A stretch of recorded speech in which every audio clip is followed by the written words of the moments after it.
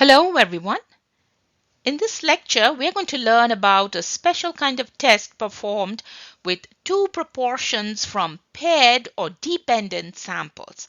Now, this kind of test is performed on categorical or qualitative data. That means data that comes to us in the form of names and not numbers.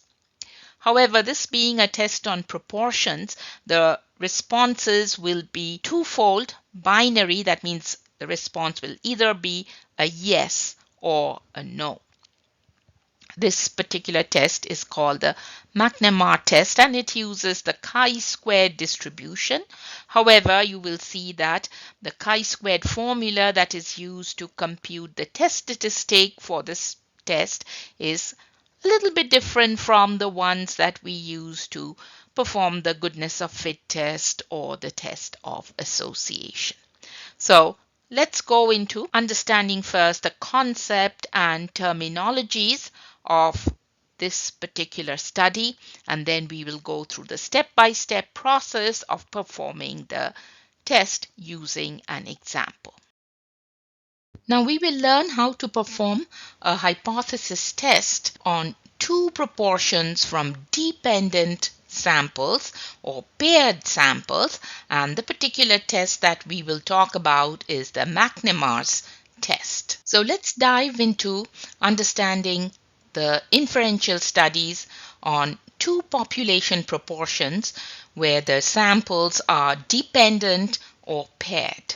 Now we are going to go over some of the terminologies that apply to dependent samples or paired samples on studies of proportion. The first one is paired data. What do we understand by paired data? Paired data occurs when we collect data from the same person, same subject, same item in our sample at two different points in time. Or we can just pair two subjects, two items based on shared characteristic and gather their data and then pair the data where we compare one person's data with another person's data that is paired. For example, let's say at the beginning of the semester, I administer a diagnostic test on my students to see how much they know before they take the course. And then at the end of the semester, I administer another test to see whether the course was effective in improving their knowledge from what it was before they took the course, right? So that is a situation where I will compare the results, each person, each student after and before, and try to understand whether the course made a difference to their knowledge, to the mastery of the subject, right? So that is an example of paired data. Now, this kind of study is done on proportions. We will be comparing proportions, and studies of proportions typically check whether a specified attribute has been met or has not been met. The responses in studies of proportions is either yes or no. And this particular study checks whether a specified attribute has been met. In that case, it's a yes, or if it hasn't been met, then it is a no, right? So this study applies to proportions, but it's two proportions where we compare them, and in this case, of course, the proportions will be paired because this study specifically applies to dependent or paired samples. We are going to use the chi-squared test, but it is a form of the chi-squared test. It is not the test that we learned previously on goodness of fit test or test of association or homogeneity. It is still a chi-squared test, but the formula is a little bit different, as we will see. And finally, the particular test that we are about to study is called the McNemar test.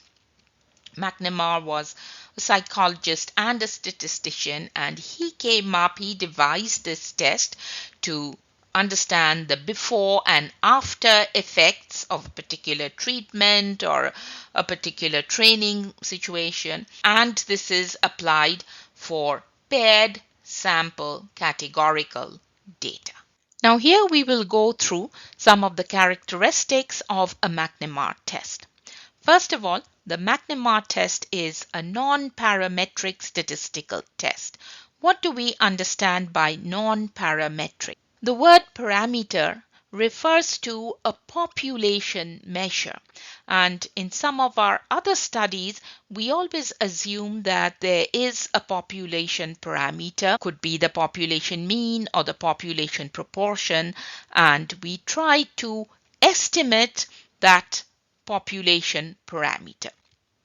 For this kind of test, we do not assume the existence of a population parameter, and that is why it is called a non-parametric test. Secondly, it is used to analyze paired nominal, qualitative, or categorical data. All of these three refer to the same thing. That means data that comes to us in the form of names and not numbers. And for this particular test, because it's done on proportions, the data is going to come to us in the form of either a yes response or a no response. It's designed to determine if there is a significant change between two related samples. Essentially, it studies the before and after effects of a particular program, or comparing two diagnostic tests on the same subjects, on the same individuals, or evaluating the effectiveness of an intervention. If psychologists want to study behavior change after a certain intervention, a remedy is introduced, then they would use this particular test. All right. Now, the data of a McNemar test is often represented in a 2 by 2 contingency table. So we are going to study this table, and this table typically contains the outcomes or the responses of the data that will be used for the McNemar test. Now, although it says here it's a 2 by 2 contingency table, but we have a third row and a third column, but those are the marginal row and column which hold the value of the total of each row and each of these columns of the 2 by 2 matrix. All right. So let's go through this table one by one. The first row is a before scenario. So it will hold the data of the before scenario where the response was a yes. The second row is also a representation of the before scenario, but in this case the response is a no. For the first column, it is an after scenario where the response was a yes, and then the second column was also an after scenario where the response was a no. Typically, the cells are labeled as either A, B, C, and D. That's one way of labeling the cells. Or we can also use the row and the column number to indicate each of these cells. So instead of A, we can label the cell as row 1, column 1. So 1, 1. So this cell label B can also be labeled as 1, 2. That means row 1, column 2. For C, it's going to be 2, 1. That means row 2, column 1. And for D, it's going to be 2, 2. Correct? Which is row 2 and column 2. So that's another way of just labeling the individual cells so one can identify them. And in many books, you will see it labeled in this fashion. Now, the total column here, the first A plus B, is just the sum total of the responses in the cell A and the cell B together. Over here for C plus D, it's just adding the frequency values for C and D, and for the columns, it's A plus C and B plus D. All right, so these are the total columns, and this value n is the total sample size. All right, now let's study the responses for each of these cells. For the first one here, for A, it's before yes and after yes, correct? So this particular cell will only be those responses which were yes before and yes after. For B, it'll be yes before and no after. So we are going to write it as YN, right? Yes before, no after. Then for cell C, it's no before and yes after. So the response would be NY. All right, so it will hold all those cases where the before response was a no, but the after response was a yes. And finally for D, it's going to be before no and after no as well. So it's going to be NN.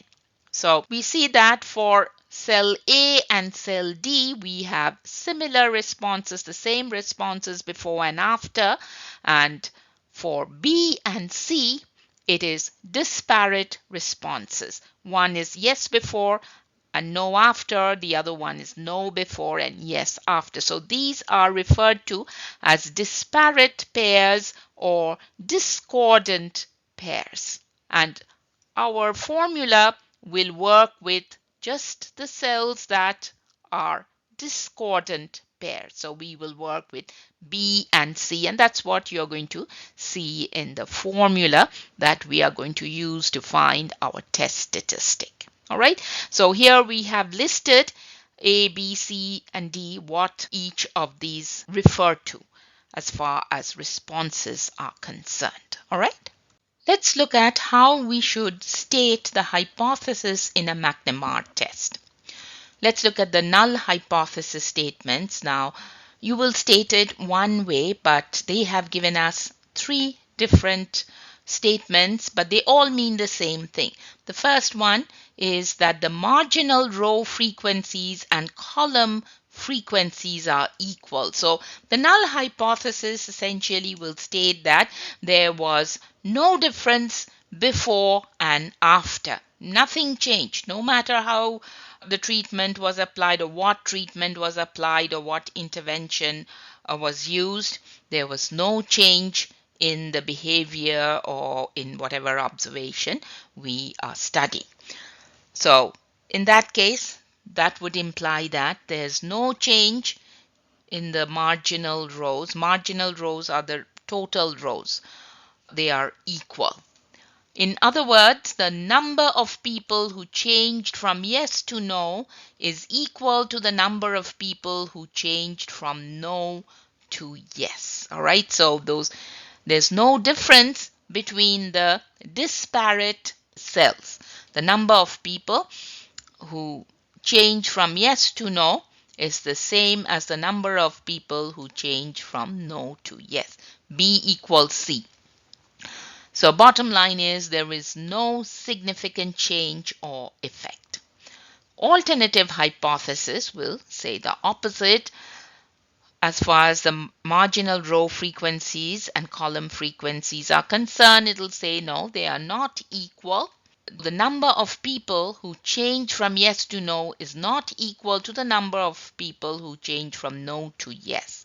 B is not equal to C, and which means there is a significant change or effect of a training or an intervention or whatever happened in between the before and after scenario. All right? Now let's look at the formula which we will be using for a McNemar test. Now I have here two formulas. They look different, but they are essentially the same formula.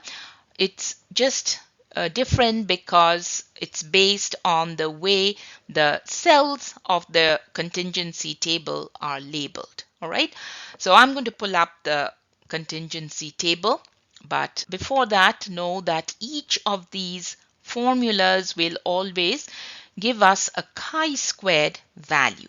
All right, so for this test, we will have to refer to the chi-squared table.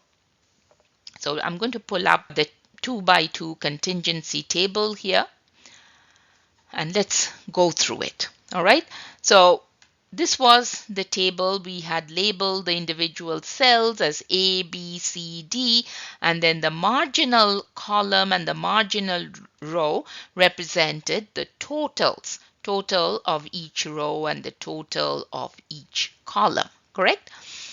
Now, the formula is B minus C whole squared divided by B plus C. Recall that previously we said that when we represent our outcomes in this 2 by 2 table, we use the discordant or the disparate responses in our calculations. All right, so I'm going to just label first these cells. So the first one, we could either label it as A and then 1 1, which means row 1 column 1. B would be row 1 column 2. C would be row 2 column 1, and D would be row 2 column 2. And the responses would be Y, yes, yes for the first cell, and then for the next cell B, it would be YN.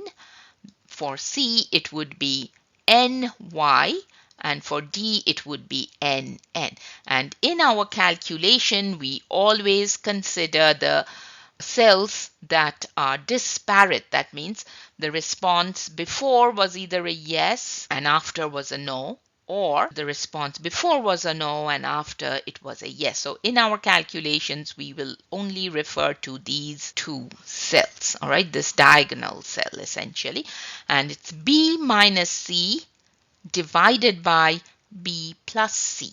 All right, the formula on the right hand side, it's the same thing. We will use the same values, only the cells are represented differently. Recall this cell is row 1 column 2, so it's F12. It refers to the same cell B, and 2 1 is C. All right, it's the disparate rows, so it refers to the same rows except that we are expressing it in a different notation. What about the degrees of freedom? The degrees of freedom for the McNemar test is always 1. There's no formula to use here. It's always 1, and we will use a DF value of 1. Recall that this is a test on categorical data, but although we have formulas for degrees of freedom, for goodness of fit test, or the test of association or homogeneity, but for the McNemar test, we always use a value of 1 for DF. And then we compare our calculated chi-squared values from this formula to the critical value from a chi-squared distribution table with DF equals 1, and we can also use the p-value to perform our test. Let's work through this example now, which tests the effectiveness of a marketing campaign. A company wants to know if its new marketing campaign changes customers' preference for their brand. They surveyed 200 customers before and after the campaign. At the 5% significance level, do the data provide sufficient evidence to conclude that the marketing campaign was effective?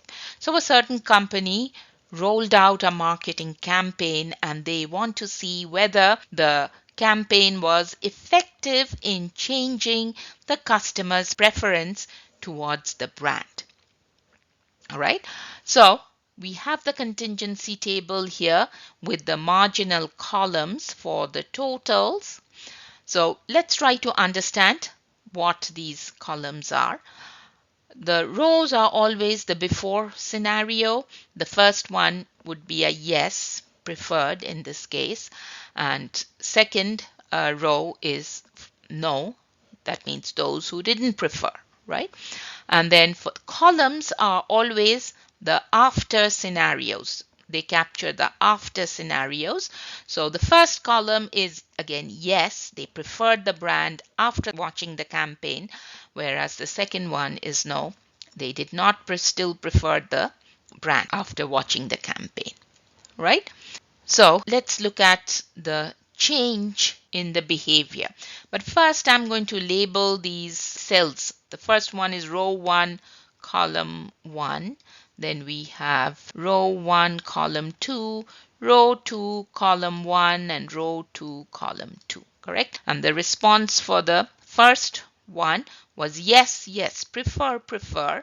Then for the second one, this is the second one here, 1, 2. It's yes before and no after. Then for this one here, 2, 1, it's no before and yes after. And for the last one, it's no, no. All right. So again, remember that we are going to work with the disparate cells. All right. So the disparate cells here would be this one, YN, all right, disparate responses before and after. And then the other one is this one, 15. So cell 1, 2 and cell 2, 1. We are going to work with these two cells. So let's go on to see how we should state our hypothesis for this particular example. When stating the hypothesis, we should state it with reference to the problem in hand, and we should always state it in a sentence. So the null hypothesis, H sub 0 colon, states the marketing campaign has no significant effect on brand preference. And the alternative hypothesis, H sub A, states the marketing campaign has a significant effect on brand preference. As simple as that. Null hypothesis will always say there is no effect, B is equal to C, and alternate hypothesis will say yes, the marketing campaign did make a difference. It has a significant effect on brand preference. Now in step 2 of the process, we have to determine the significance level. For our purposes, the significance level will be given to us in percentage form in the question itself. Over here it says at the 5% significance level, we have to perform the test. But when you're putting a value for alpha, you have to convert the percentage to a decimal value. So 5% can be converted to 0.05 by dividing it by 100, correct? So make sure that alpha is represented in decimal form and not in percentage form. The significance level can be in percentage form, but alpha should be a value in decimal form. Step 3 is to compute the test statistic, right? So we need the data, calculate the test statistic. So I have pulled it up here. The formula is going to give us a chi-squared value, and here's the formula. So B, C, these refer to the cells in the data table provided here, all right? So we can either represent the cells as A, right? So it can either be represented as A, B, C, and D, or we can identify the cells by their row and column numbers. So the first one is 1, 1. So row 1, column 1. The second one is 1, 2. The third one is 2, 1. That means row 2, column 1. And D cell would be 2, 2, which means we are referring row 2 and column 2. Correct? So based on how you label the cells, you can use either one of these formulas. They refer to the same values, right?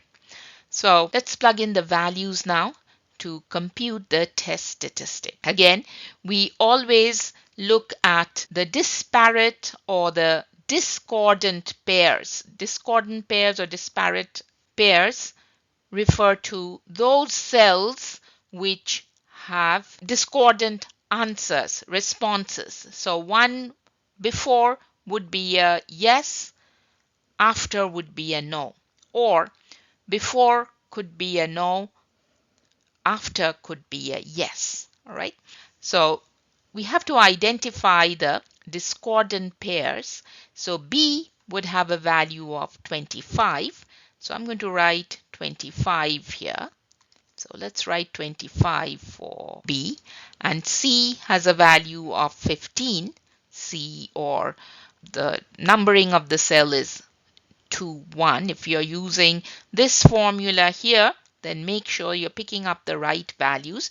1, 2 is 25, which corresponds to cell B, and 2, 1 corresponds to cell C. And that has a value of 15. Let's write that down.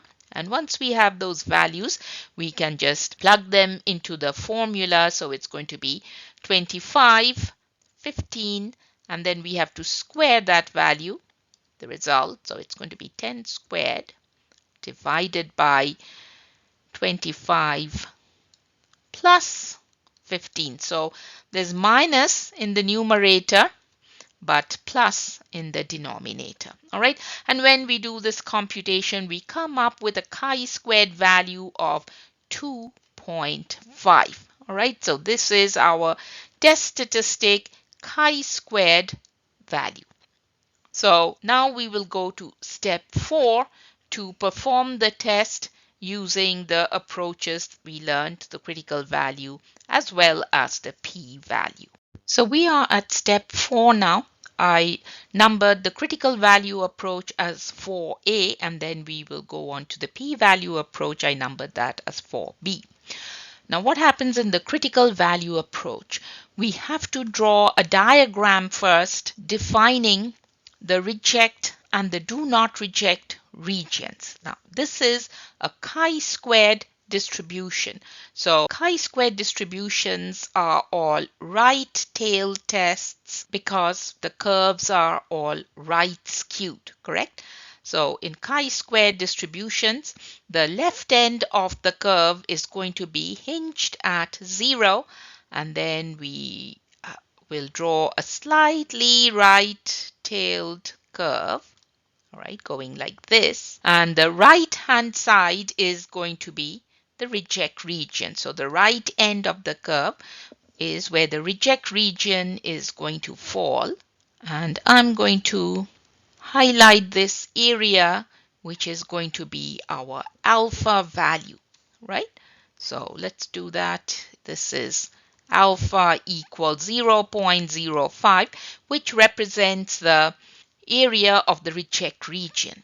To find the chi-squared value of the cutoff between the reject and the do not reject region, we will need to look up the chi-squared table. All right, so at this point we are looking for the critical value, the cutoff between the reject and the do not reject region. So it's going to be a chi-squared value which has an area to the right of 0.05. However, we need a DF value. So what is going to be the degrees of freedom that we use for the McNemar test? There's no formula to calculate the DF value. It is a constant value 1.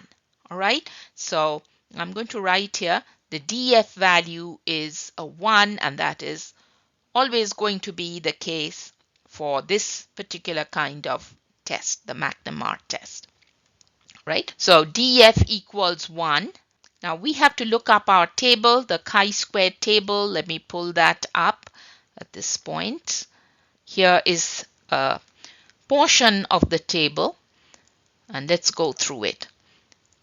Right? So our alpha value is 0.05, and our DF, degrees of freedom, is 1. We do not need to search for our DF value. It's going to be 1. So let's go across until we come to 0.05 and pick up the value at that intersection point. Right, so 0.05 is our alpha value that we are working with, and degrees of freedom is always going to be a 1. So 3.841 is the critical value. So let's write that down. It's 3.841 on the diagram. In the next step of the critical value approach, we bring our test statistic. So bring your test statistic, and if you recall, it was 2.5 that we calculated using the formula for the test statistic, and that was 2.5. Now where would 2.5 fall in this curve? It would be to the left of 3.841. So 2.5 is less than 3.841, which is the critical value. It falls in the do not reject region, correct? So let me mark that somewhere here. Maybe it might fall. So just show it on your diagram. 2.5, it falls in the do not reject region. I'm going to write that falls in do not reject region. Therefore, the decision would be to not reject the null hypothesis. All right, that's the decision. Do not reject the null hypothesis. Now we are going to perform the test using the p-value approach. Now, the p-value approach, or in the p-value approach, what we do is we start with the test statistic value. All right, the test statistic value is what we begin the p-value approach with. It has a value of 2.5, and we have to find the area to the right of that value on the curve. So I'm going to draw another picture, another diagram here to illustrate the p-value on the chi-squared curve. All right, so again, the left end is hinged at 0. Here's a curve, but this time there's no reject or do not reject regions. Instead, you just show your 2.5, your test statistic value, where it might fall. And let me try to just draw a better diagram here, right? So 2.5, let's say it falls somewhere here. All right, you don't have to find critical values. Those are not applicable for p-value approach. No reject, do not reject regions. Just mark where your chi-squared sub 0 or the test statistic might fall. Extend a line here, and you are finding the area to the right. Because it's a right tail test, this area is going to be your p-value. This is our p-value, right?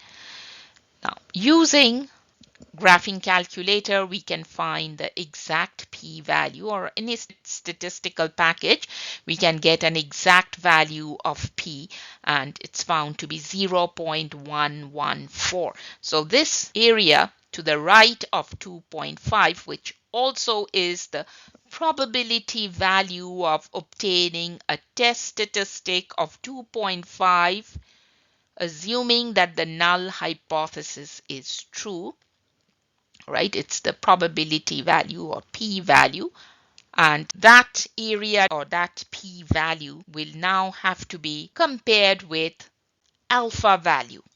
All right, so the next step would be to compare. Let me write that down. We compare p-value with alpha. So first step in the p-value approach is to find the p-value using the test statistic, and for this particular test, it's going to be the area to the right of wherever the test statistic falls on the chi-squared curve, and then we compare it with alpha. If p is less than alpha, then the decision would be reject, but the p-value we found is 0.114. When we compare it with alpha, it's greater than 0.05, so the null hypothesis should not be rejected. All right, and that's going to be the decision, and that decision matches with the decision we got using the critical value approach. All right, now I just want to show you, if you do not have a graphing calculator and you have to use a table to find the p-value, then it'll only be an estimate. It will not be an exact value, it will be an estimate. So how do we go about finding the p-value from a table, an estimated p-value? What you have to do is just go to your degrees of freedom, the row with your degrees of freedom. For this test, it's row 1, the DEF we are using is 1. Go along that row until you come to a point where your test statistic of 2.5 might fall. All right. So if we go from left to right, we see that the chi-squared values are all increasing, correct? But look at all these alpha values on top. These are all decreasing. We start from 0.995, then 0.10, 0.05, 0.025, 0.01. So the alpha values are decreasing, but if you look at the chi-squared values, they are increasing. So I'm going to take my 2.5 and see where it might fall, between what values.